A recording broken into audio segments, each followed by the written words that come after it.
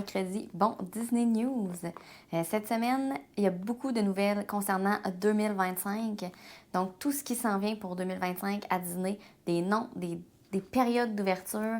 Donc, 2025 arrive à grands pas. Ça sent la nouveauté à Disney. Donc, je perds pas de temps et on commence à Magic Kingdom. Premièrement, pour la section de Cars dans Frontierland, on savait que Disney avait eu des problèmes avec leur demande de permis. Et puis là, le département demande à Disney de répondre à toutes les exigences dans les 10 prochains jours. Sinon, tout va être annulé et ils vont devoir recommencer une demande de permis au complet. Donc, on va espérer que Disney agisse quand même assez vite, fasse les modifications, envoie les documents et que d'ici 10 jours, on a une bonne nouvelle comme quoi que tous les permis sont acceptés et que la construction puisse commencer. Mais pour l'instant, c'est encore stand-by et peut-être même un risque de se faire annuler les permis qu'ils ont actuellement. On espère qu'ils n'en arriveront pas là, puisque une demande de permis complète à refaire, ça va étirer le temps. Donc, ça veut dire que Cars va ouvrir encore plus loin.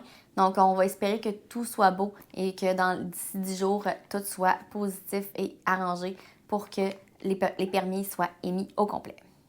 Maintenant, pour la parade de soir à Magic Kingdom qui a été annoncée, maintenant on a le nom. Donc, ça va s'appeler Disney Starlight Dream the Night Away. La parade est supposée commencer à l'été 2025. On n'a toujours pas de date, mais on a quand même une période, donc été 2025. Puis on sait aussi certains personnages qui vont être dans la parade, comme Peter Pan, Encanto, Moana et Frozen. Il va en avoir plein d'autres, c'est sûr.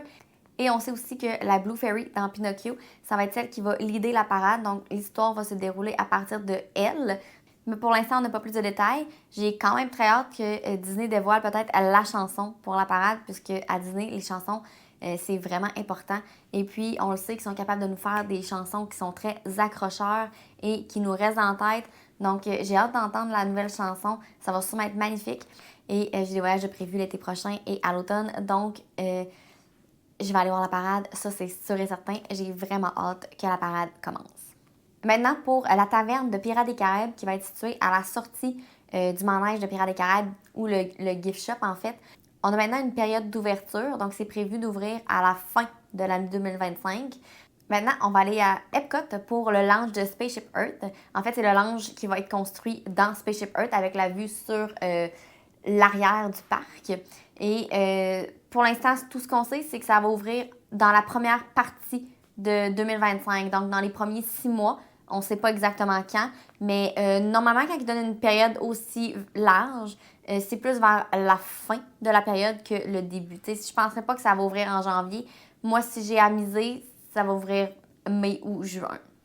Pour Test Track aussi, on a une période d'ouverture. Donc, pour ce manège-là, ça va aller à fin 2025.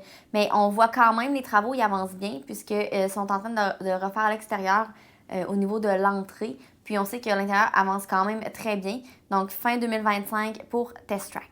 Maintenant, pour les fans de Figment et du Festival of the Holiday, à chaque fois qu'il y a ce festival-là, dans le manège de Figment, Disney lui met un petit sweater bleu avec le logo de Epcot, là, de ce pavillon-là. Et bien là, Disney a décidé de faire le sweater, mais version humain. Donc maintenant, au coût de 75 $, vous pouvez acheter le sweater que Figment porte durant le Festival of the Holiday dans son manège. Maintenant, on s'en va à Hollywood Studios. Disney a annoncé le nom du spectacle de vilain qui va être à la place de Flash McQueen Racing Academy. Et le spectacle va s'appeler Disney Villain Unfairly Ever After. Et maintenant, à Animal Kingdom, très bonne nouvelle pour les fans de Dinosaur. On sait que tout ce land-là va fermer. On sait qu'il va y avoir une partie qui va fermer début 2025 pour la construction de la section qui est plus Encanto. Mais on savait que l'attraction Dinosaur allait être ouverte un peu plus longtemps. Et bien là, Disney a annoncé que Dinosaur va être ouvert pour toute 2025. Donc, vous avez encore plein de temps pour aller le faire une dernière fois. Donc, pour ceux qui ont des voyages en 2025, vous avez toute l'année pour aller le faire. Mais je vous conseille d'aller le faire au moins une dernière fois, la nostalgie, parce que le manège n'existera plus. Ensuite, dernière petite nouvelle, je vous avais dit qu'il y allait avoir des nouveaux lions dans le safari à Animal Kingdom. Eh bien, ils sont arrivés hier, mais la nouvelle est sortie aujourd'hui. Moi, je l'ai vu passer hier sur des groupes Facebook américains. Dans le safari, les lions étaient là et les cast members disaient que c'était les 3 nouveaux lions. Donc, depuis hier, les 3 nouveaux lions sont là. Je vous dirais que là, c'est sûr qu'avec la nouvelle qui est sortie comme officiellement aujourd'hui, ça va attirer beaucoup de monde dans les prochains jours puisque les lions sont un peu plus jeunes, donc un peu plus actifs que les anciens lions qui sont là. Mais le safari va reprendre ses aires normales, d'après moi, assez rapidement.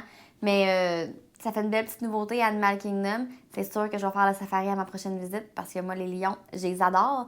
Je trouve ça vraiment impressionnant de les voir. Là, il va en avoir 3 au lieu de 2. Donc, un lion de plus, c'est toujours le fun. Et c'est 2 lionnes et un lion.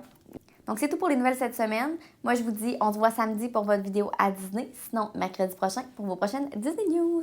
Bye!